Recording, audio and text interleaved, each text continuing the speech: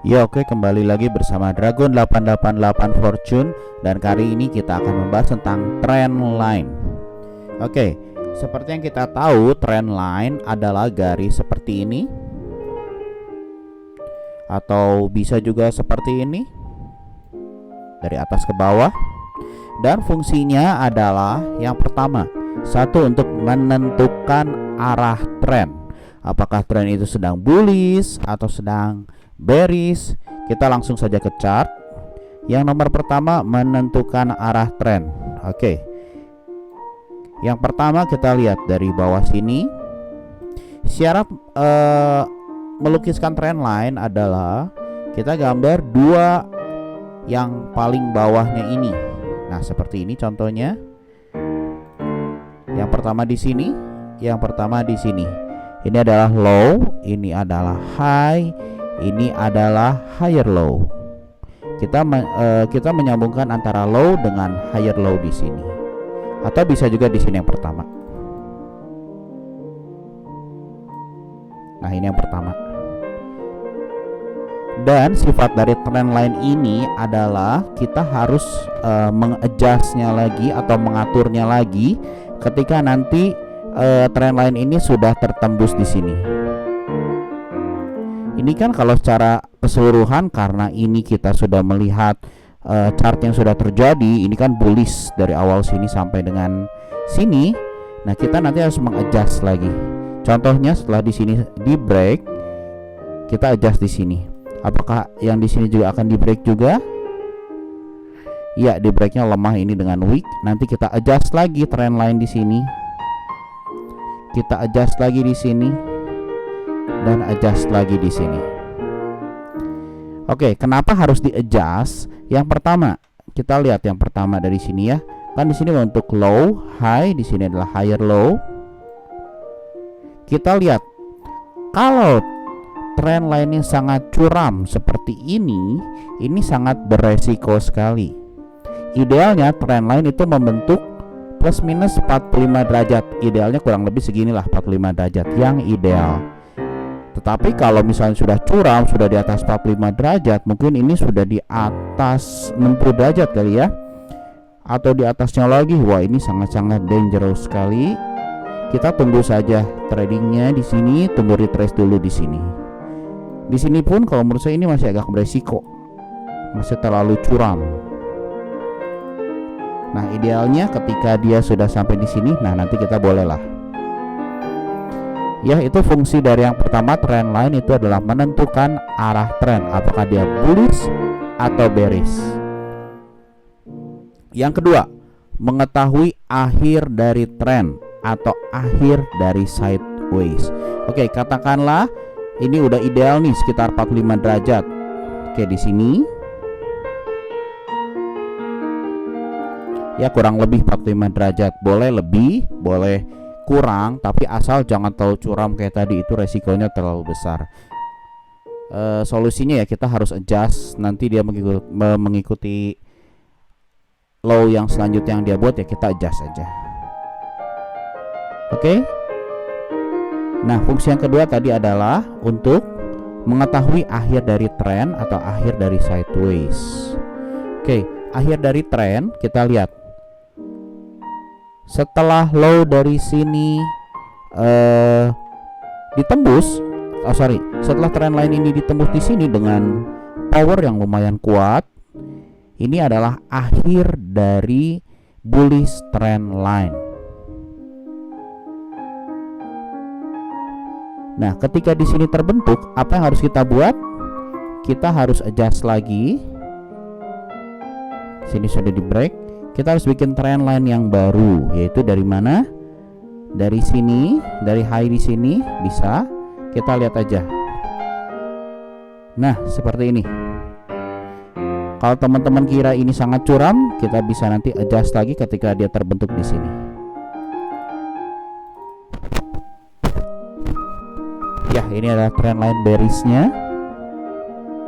Teman-teman bisa lihat bearish trend line. Oke, itu fungsi yang kedua, yaitu mengetahui akhir dari tren atau akhir dari sideways. Nah, yang ketiga, Ini yang jarang orang-orang ketahui. Trendline itu cuma digambar untuk mengetahui arah tren, bullish atau bearish. Ternyata trendline itu bisa menentukan support dan resistance juga.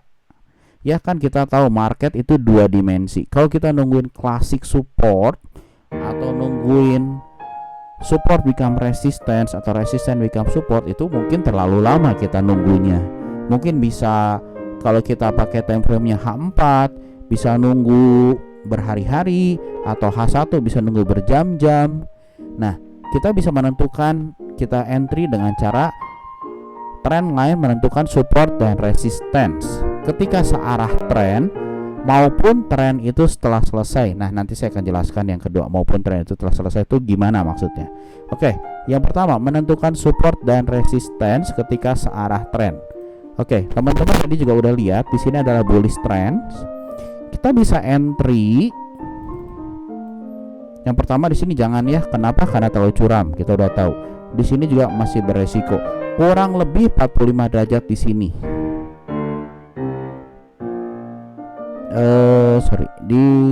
Oke, di sini aja. Oke. Ya, kita bisa entry di daerah sini.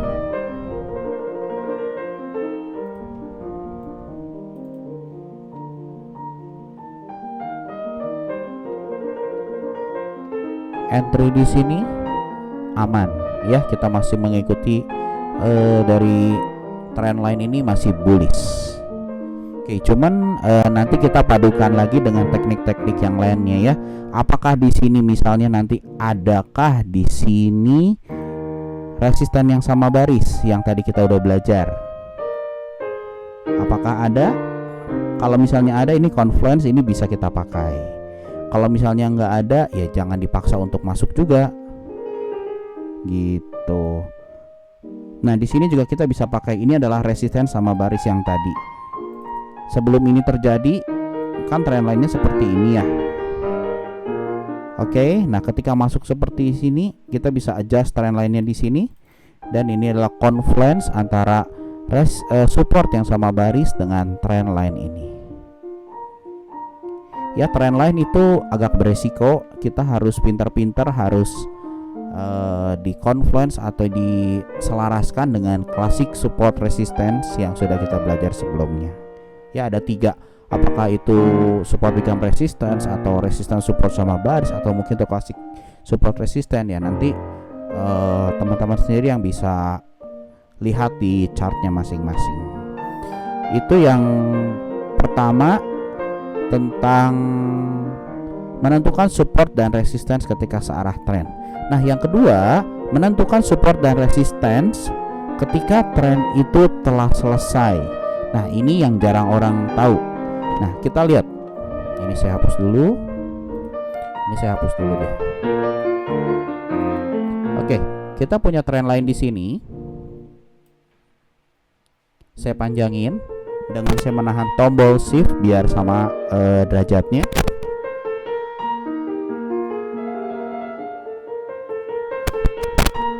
Oke. Seperti yang teman-teman telah ketahui, di sini kita sudah break. Artinya di sini adalah bearish.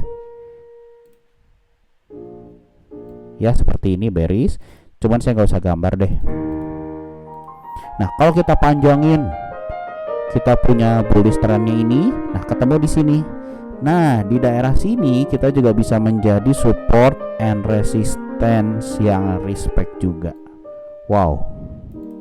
Ya, daerah sini nanti kita bisa entry. Entry-nya berdasarkan apa?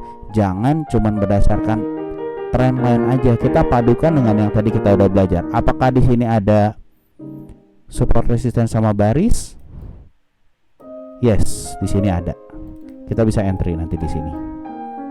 Ya, di sini ada resistance sama baris. Kita juga bisa ambil daerah sinilah.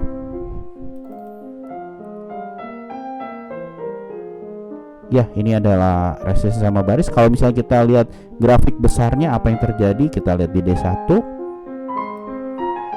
Ya. Ada support 1, support lagi break. Resistance, dan ini juga kena di kawasan entry kita yang confluence atau selaras dengan trend line. Wow. Ya, itu manfaat dari trend line yang ketiga. Yang tadi adalah menentukan support dan resistance. Ketika tren itu telah selesai, kita bikin panjang aja dan itu bisa berfungsi sebagai support and resistance. Oke, terima kasih. Penjelasannya tentang trend line cukup sampai di sini dulu, dan kita sambung tentang berikutnya adalah dynamic support and resistance. Oke.